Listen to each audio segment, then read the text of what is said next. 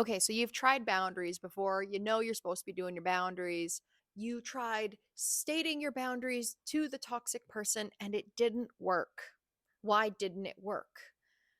You watched the video about the boundaries and letting people know your boundaries and what you will accept and what you won't accept, and they still do it. I got bad news for you. You're doing boundaries wrong. So I'm going to make it super clear so that next time you're faced with a situation with a toxic person, you are able to handle it the right way. So the first thing you got to kind of wrap your head around is that boundaries aren't for the other person. Okay? It's not to change their behavior, it's to change your behavior. Okay? So when you have a boundary, you can think of it like a pretty arbitrary line in the sand. Okay? Everyone's boundaries are different. Everyone has certain lines in their heart and in their mind that they need to uphold. Some people are okay with being sworn at. Some people are okay with, I don't know, back talk or something, right? Some people are not. Okay. Depending on the person you're dealing with, you might have different boundaries. Like, I have different boundaries with a stranger than I do with my best friend. I will let my best friend get away with a lot more than I will a stranger, right? Boundaries are a deeply personal thing. And not only are they personal, they're also kind of fluid, maybe. So, a behavior that typically you would not accept from other people may be acceptable in some situations. You know, maybe you have a best friend who is such a good person and would never ever abuse you or anything like that. And like maybe you mess up one day and your best friend comes to you and cusses you out for it.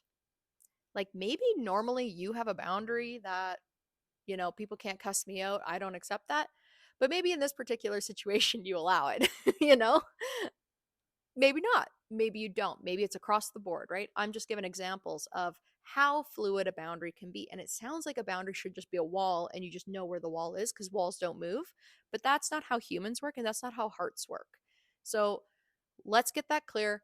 Boundaries move. That's going to tie in to something I'm going to talk about later about how you shouldn't proclaim your boundaries, but we'll get into that later.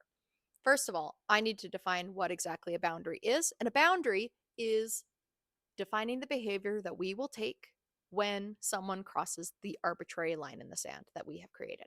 Okay, so a boundary is not asking. Okay, this is where we get tripped up. Proclaiming our boundaries or asking for someone to uphold our boundaries is not boundaries. That's asking, that's requesting, that's nagging, something like that. So, boundaries versus asking. Asking someone to do the dishes, asking, right? Telling someone they have to stop stealing money from you is not a boundary. A boundary would be, you know, not being around that person so they don't have the opportunity to steal from you. A boundary would be not associating with people who steal from you. A boundary would be getting up and leaving when you realize that someone is taking advantage of you.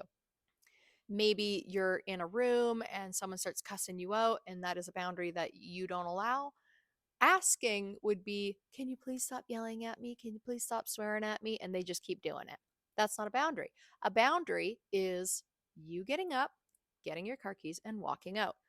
Recognizing, of course, that some people are in abusive situations and like it's hard to uphold boundaries, and that's not your fault if you're in like an abusive situation. Sometimes people are bad people, and that's different. That's a safety thing, and you need to do like domestic violence safety stuff. Okay. So get out when it's safe. But assuming it's a safe situation and you can just leave when you want, upholding your boundaries is getting up and leaving that situation. Another example that I like to use is I have the boundary that I don't get into vehicles with drunk drivers. Okay. Now, if I'm with my buddy and my buddy's driving down the road and I realize partway through our drive that my buddy is drunk. Okay, well, asking him or telling him about my boundary is not going to change the situation. We are in a situation right now, and me looking over at him and being like, I don't get in vehicles with drunk drivers. Well, you already have, honey. So What are you going to do? Okay. The boundary action of that is asking him to pull over, getting out, calling a taxi, calling an Uber, walking the last couple blocks. It's it's enforcing it when it's enforceable. Okay? So that's boundaries versus asking. Next up is boundaries versus controlling. Okay. So you want to change their behavior because it's a bad behavior. They are acting poorly, right? They are a grown person and they are treating you poorly and they are crossing your boundaries. Okay. So you want to change their actions as a grown person. Okay. So you're going to enact a boundary. You're going to say, if you treat me like that, then I'm not going to be your friend anymore. I'm going to delete you off my Facebook, or I'm going to block you on socials, or whatever. Are you doing that because in your heart of heart you know that you need to keep yourself safe from toxic behavior?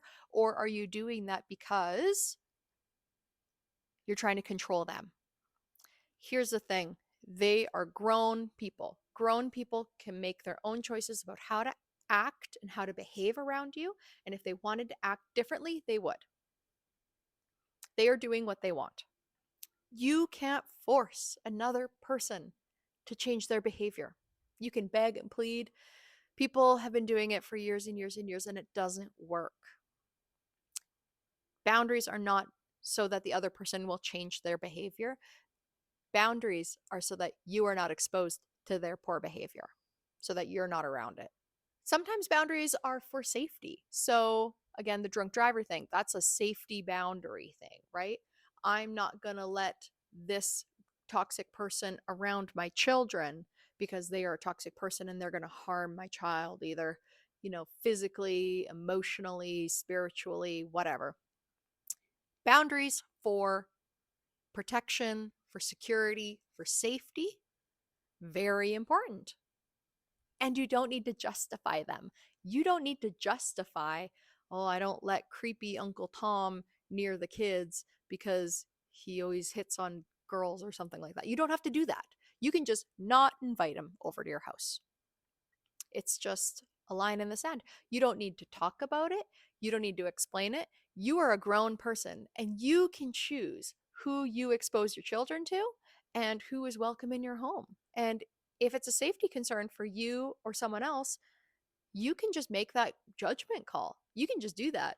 And you don't have to justify, you don't have to explain. If other people are texting you and being like, how come so and so is not welcome to Christmas dinner at your house? You don't have to explain it. You can just say, that's between me and them. I'm going to circle back now to what I was talking about before about proclaiming your boundaries to the world.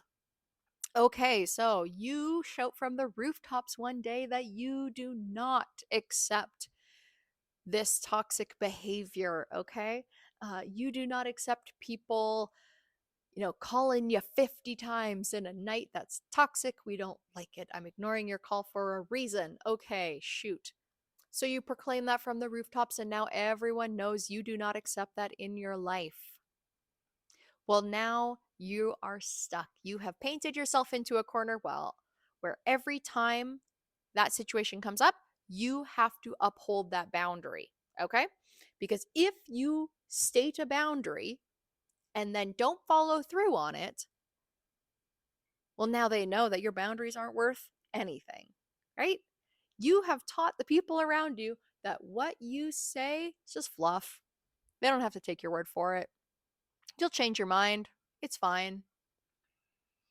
Boundaries are one of those things where you should hold them, like cards tight to your chest or whatever. You don't want people poking at your cards and knowing what you're going to do because you might not know what to do and you might need to make a judgment call in the moment, right? Proclaiming a boundary and then losing is way worse than not having a boundary. It's kind of like a kid with a temper tantrum, right? So if, I say, sorry, buddy, no candy, it's almost supper time. And then my kid throws himself on the ground and starts kicking and smashing his head against the ground and screaming and stuff. And then I'm like, okay, okay, okay, here's a candy. I have just taught him that, well, he doesn't need to ask for candy. He just needs to have a full out temper tantrum and he'll get candy. So next time he'll just do that. You don't want to do that with people. You don't want to teach other people that your boundaries, you just have to push harder and then they'll give out. Okay. It's better to not have a boundary than have a boundary that you can't enforce. So here are kind of two little rules around that to think about when you're thinking of enforcing a boundary. One, is this a boundary that actually matters? Is this a hill that you are willing to die on? It should be if it's a boundary. So that's okay. Just know that in your heart. Does this really matter? Right? Is or is this just like a difference of opinion, right? So sometimes, me and friends will have differences of opinion, but that doesn't mean I have to have a boundary and call them a toxic person or something like that. That's not what this is, right? So, one, does it matter? Two, can you win? Maybe it matters, but you can't win that particular battle. That might be not the time for a boundary. That might not be the time for a boundary. For example, let's say you are in an abusive situation and your partner is flipping out on you, and this matters. This is not okay. This matters a lot, but you can't win because he's holding your car keys over your head or something and you can't get away. Um, you can't win it. So, unless you can find a way to win it by calling the RCMP, getting other people involved, it might not be the time to enforce a boundary of you can't talk to me like that or something, because like they are talking to you like that and they can in that moment because they have control of the situation. Where your boundary work is going to come into play is after that situation is done, once things are calmed down, once they go to work, once you go to work, something like that. Again, if you are in like imminent danger, you need to call people to like get yourself safe or make your situation safe. You need a safety plan, right? But we're not really talking about like domestic violence per se here. We're talking about real big conflict. The last thing that I want to point out with boundaries is that just because you are enforcing a boundary with a toxic person, it doesn't mean that you need to be a cow about it. It doesn't mean you need to be a cow about it. Just because you are enforcing a boundary with a toxic person doesn't mean that you get to be toxic back to them. There will be no offending from the victim side today, okay? I want you to hold yourself in the highest esteem and to not permit yourself to act like that. So maybe they're cussing you out and you're going to, have the boundary that you're not going to accept that. And so you're going to leave. But before you leave, you cuss them out for a bit. Well, okay. So it's not okay for other people to treat you like that, but you can treat other people like that. That's not how that works, right? So I just want to really remind you that just because you have a boundary, just because you have enough self respect to keep yourself safe, to, excuse yourself from toxic situations like that, that does not give you permission to be a toxic person yourself. It's not going to hurt. It's not going to help anything. And if anything, it's just going to hurt your cause because you're giving the other person license to escalate even further, right? You don't want to do that. You don't want to give other people the moral license to escalate even further than they already are. So I kind of tricked you at the start of this video. I, said that I was going to teach you how to deal with toxic people, and I am teaching you how to deal with toxic people. It's by having boundaries with them and not accepting their bad behavior into your life. And that might mean that that toxic person chooses their toxic behaviors over being in your life. And that's a choice that they get to make. And a choice that you get to make is whether or not you accept toxic behavior into your life. And that's hard because we want people to change. We want other people to do better.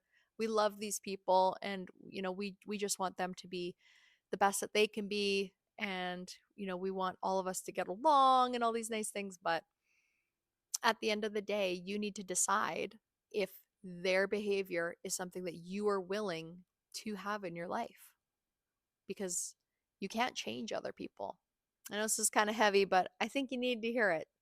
So let me know if you've you know been doing some boundary work lately. I'd love to hear about it in the comments. All right, I'll talk to you later. Thanks. Bye.